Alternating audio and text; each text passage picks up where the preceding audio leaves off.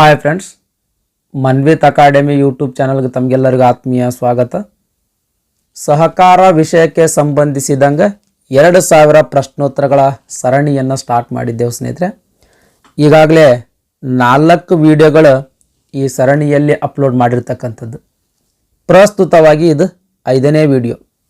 ಆ ಹಿಂದಿಂದ ಯಾರು ವಿಡಿಯೋಗಳು ನೋಡಿಲ್ಲ, ಮನ್ವಿತ್ ಅಕಾಡೆಮಿ ಯೂಟ್ಯೂಬ್ ಚಾನಲ್ನಾಗ 2000 ಪ್ರಶ್ನೋತ್ತರಗಳ ಸರಣಿ ಅಂತ ಒಂದು ಪ್ಲೇಲಿಸ್ಟ್ ಅದ. ಆ ಪ್ಲೇಲಿಸ್ಟ್ನಾಗ ಆ ಎಲ್ಲ ವಿಡಿಯೋಗಳು ಸಿಗ್ತಾವ. ಆ ವಿಡಿಯೋಗಳು ಕೂಡ ಒಮ್ಮೆ ನೋಡ್ರಿ ಸ್ನೇಹಿತರೆ.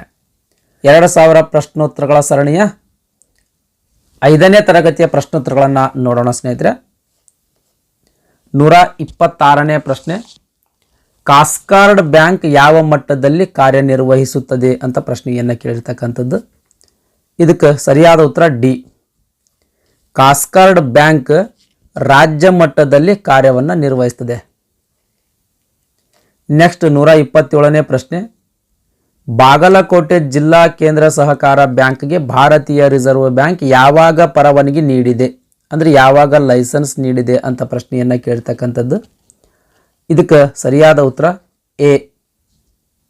ಡಿಸೆಂಬರ್ 15, 2011 ಬಾಗಲಕೋಟೆ ಜಿಲ್ಲಾ ಕೇಂದ್ರ ಸಹಕಾರ ಬ್ಯಾಂಕ್ಗೆ ಭಾರತೀಯ ರಿಸರ್ವ್ ಬ್ಯಾಂಕ್ ಪರವಾನಗಿಯನ್ನು ನೀಡಿರ್ತಕ್ಕಂಥದ್ದು, ಲೈಸೆನ್ಸನ್ನು ನೀಡಿರ್ತಕ್ಕಂಥದ್ದು ಸ್ನೇಹಿತರೆ.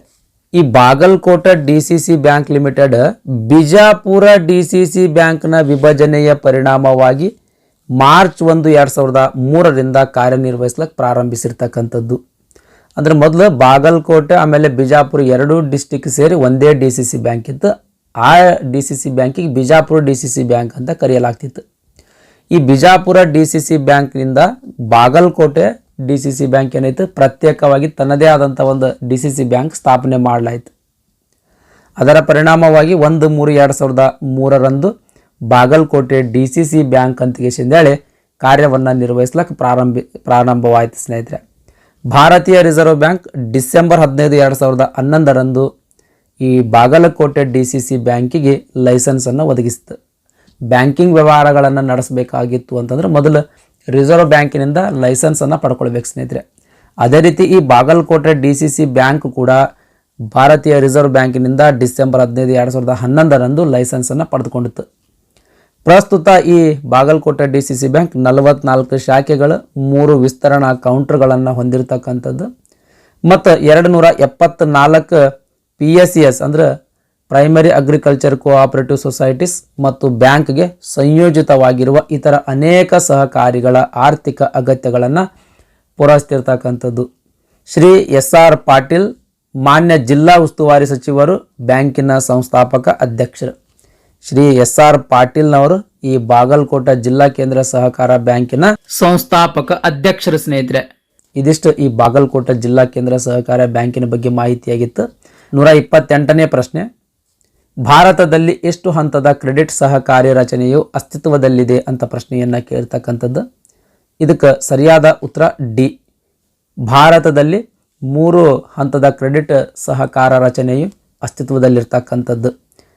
ಮೊದಲನೇದು ಪ್ರಾಥಮಿಕ ಮಟ್ಟದಲ್ಲಿ ಪ್ರಾಥಮಿಕ ಕ್ರೆಡಿಟ್ ಸೊಸೈಟಿಗಳು, ಜಿಲ್ಲಾ ಮಟ್ಟದಲ್ಲಿ ಕೇಂದ್ರ ಸಹಕಾರಿ ಬ್ಯಾಂಕ್ ಅಥವಾ DCC ಬ್ಯಾಂಕ್, ರಾಜ್ಯ ಮಟ್ಟದಲ್ಲಿ ರಾಜ್ಯ ಸಹಕಾರಿ ಬ್ಯಾಂಕ್ ಅಥವಾ ಅಫೆಕ್ಸ್ ಬ್ಯಾಂಕ್ ಅಂತೇಳಿ ಭಾರತದಲ್ಲಿ ಸಹಕಾರಿ ರಚನೆಯು 3 ಹಂತಗಳನ್ನು ಹೊಂದಿರತಕ್ಕಂಥದ್ದು. 129ನೇ ಪ್ರಶ್ನೆ, ಬಾಗಲಕೋಟೆ ಜಿಲ್ಲಾ ಕೇಂದ್ರ ಸಹಕಾರ ಬ್ಯಾಂಕ್ ಬಾಗಲಕೋಟೆ ಯಾವ ಬ್ಯಾಂಕಿನಿಂದ ವಿಭಜನೆಗೊಂಡಿದೆ? ಈಗಾಗಲೇ ಇದು ಬಾಗಲಕೋಟೆ ಜಿಲ್ಲಾ ಕೇಂದ್ರ ಸಹಕಾರ ಬ್ಯಾಂಕಿಗೆ ಸಂಬಂಧಿಸಿದಂಥ ಪ್ರಶ್ನೆಯನ್ನು ಬಂದಿರತಕ್ಕಂಥ ಸಂದರ್ಭದಲ್ಲಿ ಇದನ್ನು ಎಕ್ಸ್ಪ್ಲೇನ್ ಮಾಡಿರ್ತಕ್ಕಂಥದ್ದು ಸ್ನೇಹಿತರೆ. ಇದಕ್ಕೆ ಸರಿಯಾದ ಉತ್ತರ ಎ. ವಿಜಯಪುರ DCC ಬ್ಯಾಂಕ್ನಿಂದ ಈ ಬಾಗಲಕೋಟೆ ಜಿಲ್ಲಾ ಕೇಂದ್ರ ಸಹಕಾರ ಬ್ಯಾಂಕ್ ವಿಭಜನೆಗೊಂಡಿರ್ತಕ್ಕಂಥದ್ದು. ನೆಕ್ಸ್ಟ್ 130ನೇ ಪ್ರಶ್ನೆ, ಸಹಕಾರ ಇಲಾಖೆಯಲ್ಲಿ ತಂತ್ರಜ್ಞಾನ ಮತ್ತು ಮಾನವ ಸಂಪನ್ಮೂಲಗಳ ಉನ್ನತೀಕರಣ ನಿಧಿ ಯಾವುದಕ್ಕೆ ಸಂಬಂಧಿಸಿದೆ ಅಂತ ಪ್ರಶ್ನೆಯನ್ನು ಕೇಳ್ತಕ್ಕಂಥದ್ದು. ಇದಕ್ಕೆ ಸರಿಯಾದ ಉತ್ತರ ಸಿ. ಸಹಕಾರ ಇಲಾಖೆಯಲ್ಲಿ ತಂತ್ರಜ್ಞಾನ ಮತ್ತು ಮಾನವ ಸಂಪನ್ಮೂಲಗಳ ಉನ್ನತೀಕರಣ ನಿಧಿ ಸಹಕಾರ ಇಲಾಖೆಯ ಅಧಿಕಾರ ಮತ್ತು ನೌಕರರಿಗೆ ತರಬೇತಿ ನೀಡಿ ಕಾರ್ಯದಕ್ಷತೆಯನ್ನು ಹೆಚ್ಚಿಸುವುದಕ್ಕೆ ಸಂಬಂಧಿಸಿರ್ತಕ್ಕಂಥದ್ದು. ನೆಕ್ಸ್ಟ್ 131ನೇ ಪ್ರಶ್ನೆ, DCC ಬ್ಯಾಂಕ್ಗಳು ತಮ್ಮ ಶಾಖೆಗಳ ಮೂಲಕ 5 ಲಕ್ಷದವರೆಗೆ ಯಾವ ಗುಂಪುಗಳಿಗೆ ನಿವ್ವಳ ಶೂನ್ಯ ಬಡ್ಡಿ ದರದಲ್ಲಿ ಸಾಲವನ್ನು ನೀಡಬಹುದು ಅಂತ ಪ್ರಶ್ನೆ ಅದ. ಇದಕ್ಕೆ ಸರಿಯಾದ ಉತ್ತರ ಸಿ. DCC ಬ್ಯಾಂಕ್ಗಳ ತಮ್ಮ ಶಾಖೆಗಳ ಮೂಲಕ 5 ಲಕ್ಷಗಳ ರೂಪಾಯಿವರೆಗೆ ಈ ಮಹಿಳಾ ಸ್ವಸಹಾಯ ಗುಂಪುಗಳಿಗೆ ನಿವ್ವಳ ಶೂನ್ಯ ಬಡ್ಡಿ ದರದಲ್ಲಿ ಸಾಲವನ್ನು ನೀಡಬಹುದು. 132ನೇ ಪ್ರಶ್ನೆ, ಸಹಕಾರ ಪದದ ಮೂಲ ಯಾವುದು? ಅಂದರೆ ಸಹಕಾರ ಅನ್ನೋ ಒಂದು ಪದ ಯಾವ ಭಾಷೆಯಿಂದ ಬಂದಿದೆ ಅಂತ ಪ್ರಶ್ನೆಯನ್ನು ಕೇಳ್ತಕ್ಕಂಥದ್ದು. ಇದಕ್ಕೆ ಸರಿಯಾದ ಉತ್ತರ ಎ. ಲ್ಯಾಟಿನ್ ಭಾಷೆಯಿಂದ ಬಂದಿರತಕ್ಕಂಥದ್ದು. ಸಹಕಾರ ಪದವು ಲ್ಯಾಟಿನ್ ಪದದ ಕೋಪೆರಾರಿ ಎಂಬ ಪದದಿಂದ ಬಂದಿರತಕ್ಕಂಥದ್ದು. ಕೋಪೆರಾರಿ ಒಳಗೆ 2 ಪದ ಬಳಕೆಯಾಗಿರ್ತಕ್ಕಂಥದ್ದು. ಒಂದು ಕೋ ಅಂತ ಅನ್ನೋದು, ಇನ್ನೊಂದು ಓಪೆರಾರಿ ಅಂತ 2 ಪದಗಳ ಸಂಯೋಜನೆಯಿಂದ ಈ ಕೋಪೆರಾರಿ ಅಂತ ಒಂದು ಪದ ಬಂತು. ಈ ಕೋಪೆರಾರಿಯಿಂದನೇ ಮುಂದೆ ಸಹಕಾರ ಅನ್ನೋ ಒಂದು ಪದವನ್ನು ಹುಟ್ಕೊಂಡಿರ್ತಕ್ಕಂಥದ್ದು ಸ್ನೇಹಿತರೆ. ಕೋ ಪದದ ಮೊದಲ ಭಾಗವು ಜೊತೆ ಎಂದರ್ಥ ಮತ್ತು 2ನೇ ಭಾಗ ಓಪೆರಾರಿ ಅಂದರೆ ಕೆಲಸ ಮಾಡುವುದು ಅಂತ ಅರ್ಥ. ಒಟ್ಟಾರೆಯಾಗಿ ಹೇಳುವುದಾದ್ರೆ ಸಹಕಾರ ಅಂತಂದ್ರೆ ಒಟ್ಟಾಗಿ ಕೆಲಸ ಮಾಡುವುದು ಅಂತ ಅರ್ಥ ಸ್ನೇಹಿತರೆ. ನೆಕ್ಸ್ಟ್ 133ನೇ ಪ್ರಶ್ನೆ, ಸಹಕಾರ ಪದವು ಈ ಕೆಳಗಿನವುಗಳಲ್ಲಿ ಯಾವ ಅರ್ಥವನ್ನು ಕೊಡುತ್ತದೆ ಅಂತ ಪ್ರಶ್ನೆಯನ್ನು ಕೇಳ್ತಕ್ಕಂಥದ್ದು. ಇದಕ್ಕೆ ಸರಿಯಾದ ಉತ್ತರ ಸಿ. ಜಂಟಿಯಾಗಿ ಕೆಲಸ ಮಾಡುವುದು ಅನ್ನೋ ಒಂದು ಅರ್ಥವನ್ನು ಕೊಡ್ತದೆ. ನೆಕ್ಸ್ಟ್ 134ನೇ ಪ್ರಶ್ನೆ, ಡ್ಯಾಶ್ ರಾಷ್ಟ್ರದಲ್ಲಿ ಪ್ರಪ್ರಥಮವಾಗಿ ಸಹಕಾರಿ ಚಳವಳಿ ಆರಂಭಗೊಂಡಿತು ಅಂತ ಪ್ರಶ್ನೆ ಅದ. ಅಂದ್ರೆ ಮೊಟ್ಟ ಮೊದಲ ಬಾರಿಗೆ ಸಹಕಾರ ಚಳವಳಿ ಯಾವ ದೇಶದಲ್ಲಿ ಆರಂಭಗೊಂಡಿತು ಅಂತ ಪ್ರಶ್ನೆ ಅದ. ಇದಕ್ಕೆ ಸರಿಯಾದ ಉತ್ತರ ಡಿ. ಇಂಗ್ಲೆಂಡಿನಲ್ಲಿ ಮೊಟ್ಟ ಮೊದಲ ಬಾರಿಗೆ ಸಹಕಾರಿ ಚಳವಳಿ ಆರಂಭಗೊಂಡಿತು ಸ್ನೇಹಿತರೆ.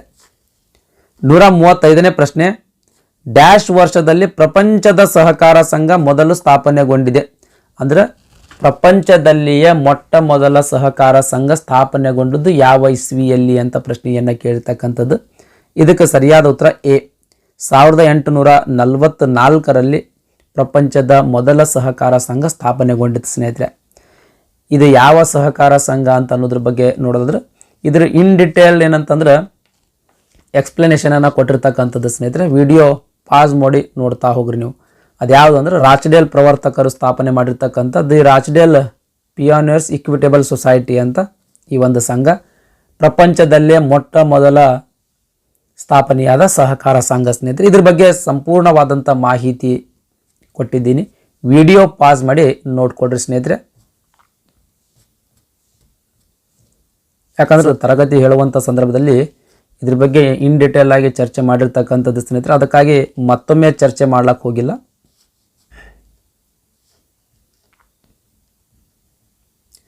ನೆಕ್ಸ್ಟ್ 136ನೇ ಪ್ರಶ್ನೆ, ಆಧುನಿಕ ಸಹಕಾರ ಚಳವಳಿಯ ಪಿತಾಮಹ ಎಂದು ಪರಿಗಣಿಸಿರುವುದು. ಅಂದರೆ ಯಾರನ್ನ ಆಧುನಿಕ ಸಹಕಾರ ಚಳವಳಿಯ ಪಿತಾಮಹ ಅಂತ ಕರೀತಾರೆ ಅಂತ ಪ್ರಶ್ನೆಯನ್ನು ಕೇಳ್ತಕ್ಕಂಥದ್ದು. ಇದಕ್ಕೆ ಸರಿಯಾದ ಉತ್ತರ ಸಿ. ರಾಬರ್ಟ್ ಓವನ್ ಅವರನ್ನ ಆಧುನಿಕ ಸಹಕಾರ ಚಳವಳಿಯ ಪಿತಾಮಹ ಅಂತ ಕರೆಯಲಾಗ್ತದೆ. ನೋಡ್ರಿ, ಸಹಕಾರ ಚಳವಳಿಯ ಪಿತಾಮಹ ಅಂದ್ರು ರಾಬರ್ಟ್ ಓವನ್, ಆಧುನಿಕ ಸಹಕಾರ ಚಳವಳಿಯ ಪಿತಾಮಹ ಅಂದರೂ ಕೂಡ ರಾಬರ್ಟ್ ಓವನ್ ಅವರೇ ಸ್ನೇಹಿತರೆ. ಇದು ನೆನಪಿರ್ಬೇಕು ನಿಮಗೆ.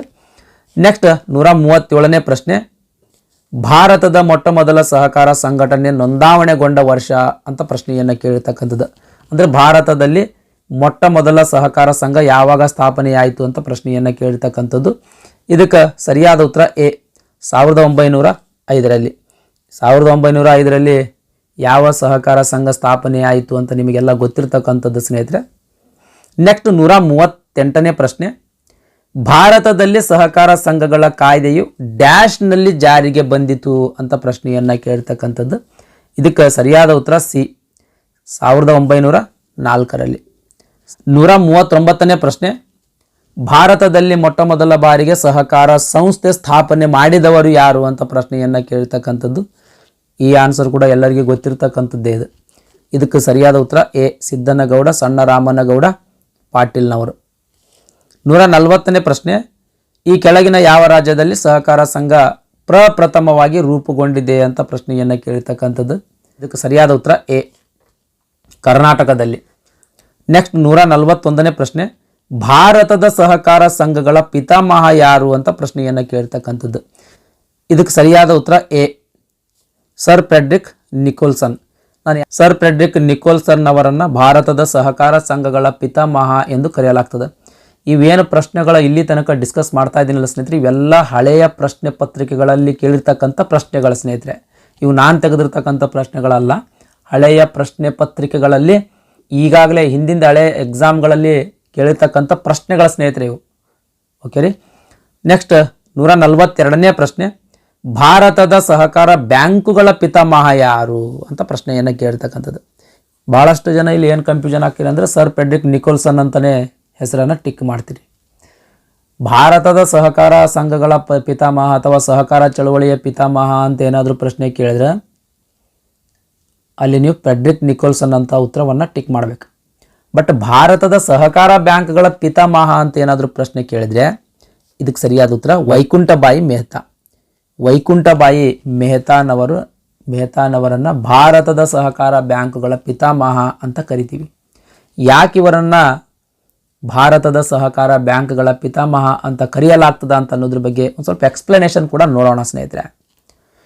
ವೈಕುಂಠಬಾಯಿ ಮೆಹ್ತಾನವರು ಅಕ್ಟೋಬರ್ 26, 1891 ಗುಜರಾತ್ನ ಭಾವನಗರದಲ್ಲಿ ಜನಿಸಿದ್ರು.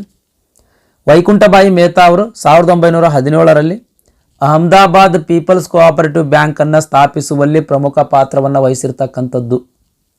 1917 ಅಹಮದಾಬಾದ್ ಪೀಪಲ್ಸ್ ಕೋಆಪರೇಟಿವ್ ಬ್ಯಾಂಕನ್ನು ಸ್ಥಾಪಿಸುವಲ್ಲಿ ಪ್ರಮುಖ ಪಾತ್ರವನ್ನು ವಹಿಸಿದ್ದವರು.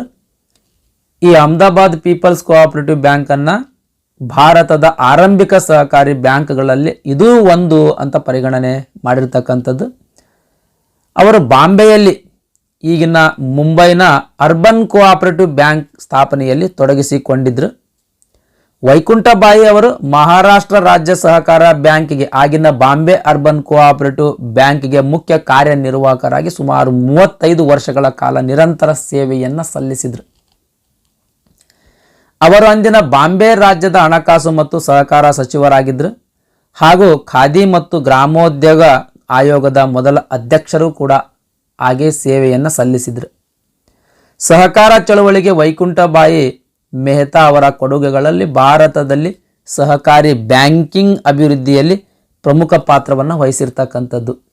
ಹಾಗಾಗಿ ವೈಕುಂಠಬಾಯಿ ಮೆಹ್ತಾನವರನ್ನು ಭಾರತದ ಸಹಕಾರ ಬ್ಯಾಂಕುಗಳ ಪಿತಾಮಹ ಅಂತ ಕರೆಯಲಾಗ್ತದೆ.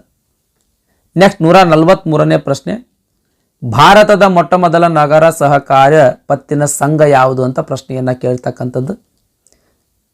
ಇದಕ್ಕೆ ಸರಿಯಾದ ಉತ್ತರ ಎ, ತಮಿಳುನಾಡಿನ ಕಾಂಜೀವರಂ. ಭಾರತದ ಮೊಟ್ಟ ಮೊದಲ ನಗರ ಸಹಕಾರ ಪತ್ತಿನ ಸಂಘ ಅದು ಯಾವುದು ಅಂತಂದ್ರೆ ತಮಿಳುನಾಡಿನ ಕಾಂಜೀವರಂ. ಇದ್ರ ಬಗ್ಗೆ ಒಂದು ಸ್ವಲ್ಪ ಎಕ್ಸ್ಪ್ಲನೇಷನ್ ಕೂಡ ನೋಡಮ್ರಿ. ಭಾರತದ ಮೊದಲ ನಗರ ಸಹಕಾರಿ ಕ್ರೆಡಿಟ್ ಸೊಸೈಟಿಯನ್ನು ಅಕ್ಟೋಬರ್ 1904 ಹಿಂದಿನ ಮದ್ರಾಸ್ ಪ್ರಾಂತ್ಯದ ಕಾಂಜೀವರಂನಲ್ಲಿ ನೋಂದಾಯಿಸಲಾಯಿತು. ಈ ಮದ್ರಾಸ್ ಪ್ರಾಂತ್ಯ ಕೂಡ ನೆನಪಿಡ್ರಿ ಸ್ನೇಹಿತರೆ, ಮುಂದಿನ ದಿನಗಳಲ್ಲಿ ಇದ್ರ ಮೇಲೇನೂ ಪ್ರಶ್ನೆ ಕೇಳುವಂಥ ಸಂಭವ ಐತಿ.